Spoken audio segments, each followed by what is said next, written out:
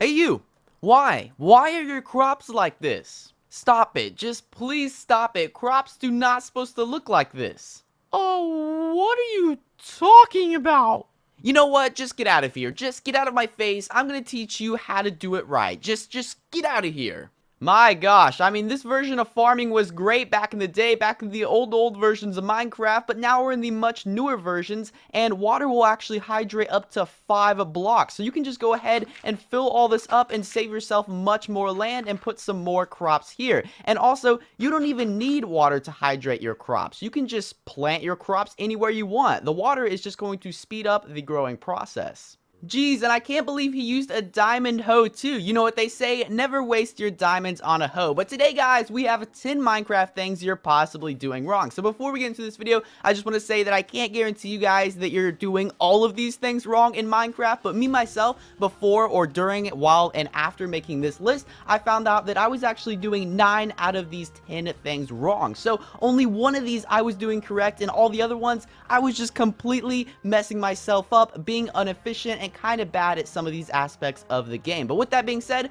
hopefully after watching this video, you can improve yourself and hopefully be more efficient with the game. But guys, the sun is going down, and let's go ahead and hop into 10 Minecraft things you're doing wrong. So you know how sometimes when you see a zombie, player, or anything you just want to kill, you go up to it and you're just like, ah, ah, get out of here, and you just go crazy, spamming a bunch of crazy and unnecessary clicks. That is actually going to hurt the durability of your sword a lot. So now let's go to this zombie, and let's just do some normal critical hits. So here we go, 1, 2, and that's our third hit, and he's dead. Now, you don't see a huge change in the durability, but if I was to do this over a long period of time, maybe with a diamond sword, you would probably have like an extra maybe 20 to possibly 50 hits with that diamond sword. Yes, baby, I finally got a full stack of gold. Now all I gotta do is smelt it. And by the way, in this dungeon, I also learned that you don't want to put a torch just on the spawner. You also want to put it in the corners because the lighting of just this torch in the middle doesn't cover the corners. But now,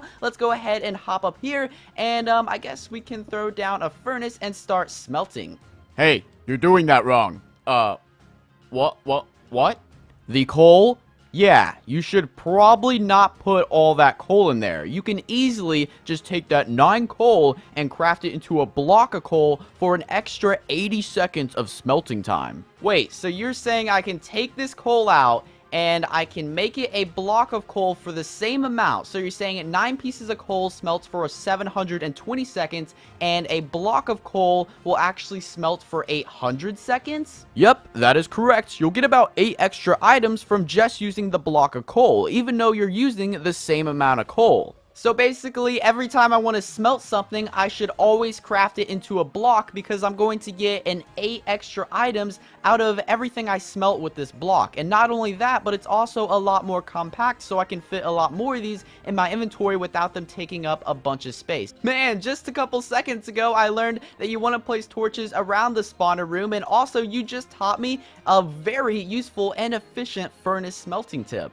So you just got yourself a bunch of string and a hold of a couple sticks, and the first thing you think is, oh boy, I'm gonna craft myself a ton of bows and just enchant them all and get some crazy power 4 bow. But before you grab all those bows, just grab 1 or maybe 2 and then save the rest of the string. Now, why do I say that? Because there's a lot of useful things that you can do with strings, such as you can possibly make a fishing rod to catch some fish, which is a very good source of food. And with those fish, you can not only, of course, eat the fish, but you can tame ocelots and have yourself a nice little pet cat. And also, you can make some tripwires, you can also make wool and some leads. Now, the reason I say this is because I see all my friends just running to the crafting table and crafting a ton of bows with all the string they have. Now, if you have like 2 stacks of string, then heck, go for it. Craft a bunch of bows. But I'm just saying, be efficient with your string because there's a lot of awesome things you can do with it. Many people when mining, including myself, would actually just put a block into a water source. They would just be like, up,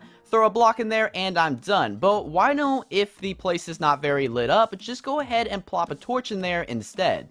Oh boy, you got a lot of blocks in your inventory. You just got back from a crazy mining experience and you just want to throw them all in your chest super quick. but you just don't want to click anymore. Your hands are just so tired. So one thing you can do is pick up one of the certain block that you have, hover over another block, and then hold shift and then double click, and it will throw all of that one item into the chest. It also goes the same for throwing it back into your inventory. So if you wanted to grab a lot of blocks out of a certain chest, you can go into there, grab the block, hover over another block, shift, and then double click.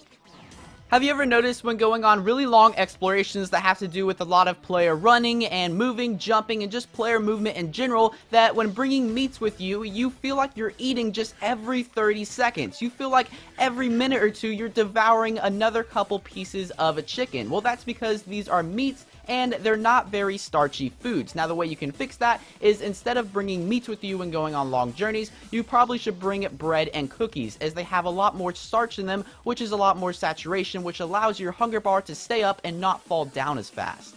Most of us just grab a piece of wool and some dye and throw it in the crafting table to get ourselves some dyed wool. But however, this is much more efficient. You should probably go up to a sheep, dye the sheep, and then shear it, as you may get multiple pieces. There, I didn't get multiple pieces, but sometimes you'll get multiple pieces of wool, and also the sheep will regrow that same color. Come on, buddy. You want to grow again? You want to grow again? Okay, I'll wait like another minute or two for you to regrow your wool. But yeah, just within a couple minutes, I got 6 pieces of lime wool with only using 1 piece of dye. Oh, there he goes again. Back at it again with that green wool. Gotta add that to the collection. Try using Silk Touch when taking down bookshelves. Why? Because this is going to give you the whole entire bookshelf block itself, which is going to save you some resources. Because normally when you mine up bookshelves without Silk Touch, you're just going to get the books, which actually means you're losing 6 wood planks every bookshelf you mine up. This last one kind of ties into the block of coal thing. So when feeding your horse, take into consideration that 1 piece of wheat does exactly 1 heart of health, which is 2 HP to your horse. However, a whole entire block of hay will actually do your horse 20 HP, which is a 2 extra health points. So you can actually give your horse 2 extra health points by giving him a block of hay, and it's the exact same crafting amount because you're still using the 9 pieces of wheat. So with that being said, there is one exception, and that is if your horse has lost anywhere from 2 to 4 hearts. It would actually be more efficient to feed it wheat instead of the hay bale. The sunset is beautiful, and you guys are too.